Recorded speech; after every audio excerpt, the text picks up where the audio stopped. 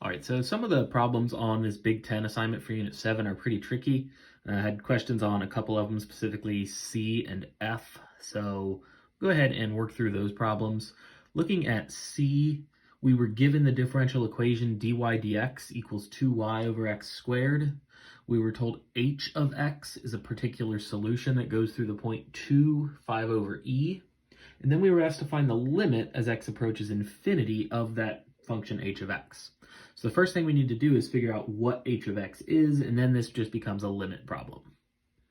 So to find the particular solution, the first thing we have to do with our differential equation is separate our variables. That means get all the y's on one side, all the x's on the other side.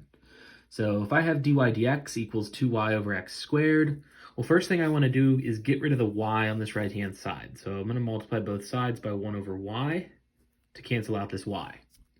So that'll give me 1 over y dy dx equals, this would just be 2 over x squared. I'm going to write that as 2x to the negative second. And then finally, just bring this dx over to the x side, so essentially multiplying both sides by dx. So 1 over y equals 2x to the negative second dx. So now our variables are separated. The y's are on the left. Oops, I forgot my dy here. And the x's are on the right. Once the variables are separated, then we can integrate both sides, take the antiderivative. So the integral of 1 over y dy equals the integral of 2x to the negative second dx. Well, the integral of 1 over y with respect to y is just going to be the natural log of the absolute value of y. Here for the integral of 2x to the negative second dx, we use our power rule, increase the exponent by 1 is negative 1, and then divide by that new exponent. So that's going to come out to negative 2, x to the negative first, and then don't forget your plus c. That c is pretty important since we're trying to find a particular solution. That means we now need to figure out what c is. So that's our next step. Find c. We do that by plugging in the point we were given. So the natural log of 5 over e was our y coordinate equals, let's see, negative 2x to the negative first. I'm going to write that as negative 2 over x, and x here is 2. So the natural log of 5 over e equals negative 2 over 2 plus c. We need to be able to simplify this left-hand side in order to solve for c. The natural log of 5 over e, if this is a non-calculator question, we need to know how to handle that. There's a property of logarithms that says if you have a logarithm of a quotient, you can split that apart into natural log of the numerator minus natural log of the denominator. I'm going to simplify a little bit here. Negative 2 over 2 is just 1 plus c. Now this is going to be a lot easier to solve because, well, the natural log of e, those are inverses, they're going to cancel each other out. That's just going to equal 1. Oops, this should have been a negative 1 over here. So the natural log of 5 minus 1 equals negative 1 plus c. If we add 1 on both sides, we're going to end up with just c equals the natural log of 5. So now we know c is the natural log of 5. We can plug that back in, bring that back up here. So then the natural log of the absolute value of y equals, again, I'm going to write that as negative 2 over x plus the natural log of 5. And then to get y by itself, we are just going to exponentiate both sides. So e to the power of the natural log of y, we'll get rid of the natural log, so I have to do e to the power over here. So we end up with y equals e to the power negative 2 over x plus the natural log of 5.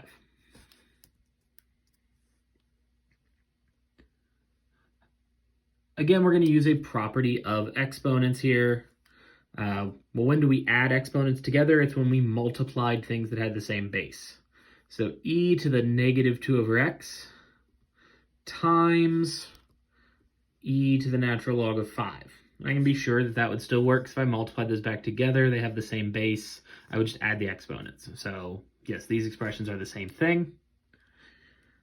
Then finally, well, e to the power of the natural log of 5. Again, e and natural log are inverses. They'll cancel out. This is just 5.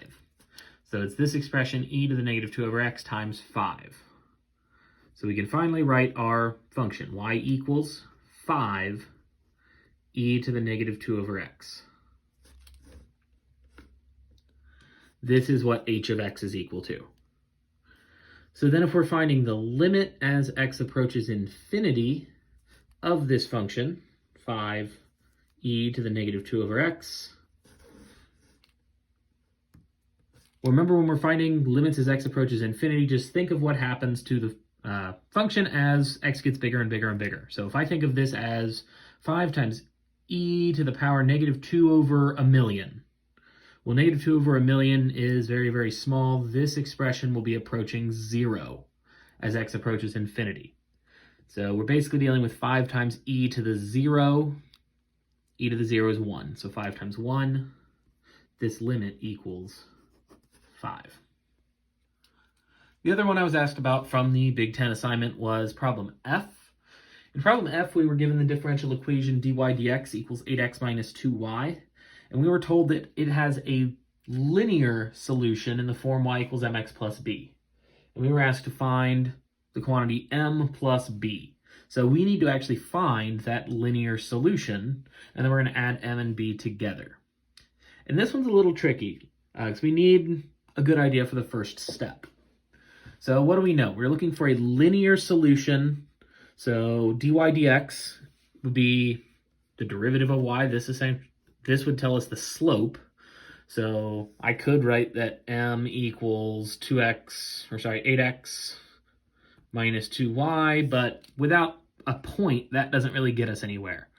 So we need to think about something else we might know about a linear equation. Well, I know in a linear equation, the slope is a constant. So this expression has to equal a constant, but again, without knowing what that constant is, we can't get too far. So the trick here is think about, well, what would be happening with the second derivative of a linear function? So the first derivative is a constant. The second derivative would have to equal 0 if this equation is linear. So we're actually going to be working with the second derivative here. So to find our second derivative, we're told this is the first derivative, dy dx. So to find y double prime, take the derivative with respect to x. The derivative of 8x is 8 minus, well, the derivative of 2y with respect to x, that's that thing called implicit differentiation, where we have to include dy dx if we're taking the derivative of y with respect to x. So the second derivative here would equal 8 minus 2 dy dx.